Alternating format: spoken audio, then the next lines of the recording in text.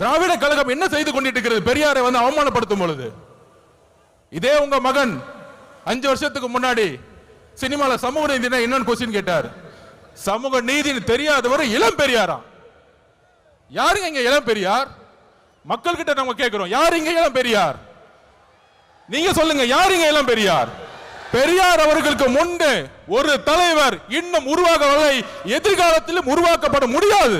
இதுதான் தமிழக வெற்றி கழகத்தினுடைய மரியாதை. பெரியார் அவர்களுக்கு இங்க ஒரே பெரியார், இங்க ஒரே அம்பேத்கர், இங்க ஒரே காமராஜர், ஒரே தீரன் சின்னமலை, ஒரே பொல்லான் அவர்கள். இந்த தலைவர்களை நீங்கள் அசிங்கப்படுத்தினால் தமிழக வெற்றி கழகம் மிகப்பெரிய போராட்டத்தை உருவாக்கும். 2026 எழுதி வச்சுக்கோங்க, 2026 31 36 போயிட்டே இருப்போம். தெளிவா இருக்கு, மக்கள் முடிவு பண்ணிட்டாங்க. உங்களுடைய சூதுனால மிகப்பெரிய இழப்புக்கு அப்புறம் தலைவர் அவர்களை மக்கள்கிட்ட இருந்து பிரிக்க பார்த்தீங்க. ஆனால் இங்க இருக்கிற கூட்டம், இங்க இருக்கக்கூடிய மக்கள் சக்தி, இங்க இருக்கக்கூடிய பெண்கள் சக்தி எந்த அளவிற்கு தலைவர் மீது நம்பிக்கையும் அன்பையும் வச்சிருக்காங்க.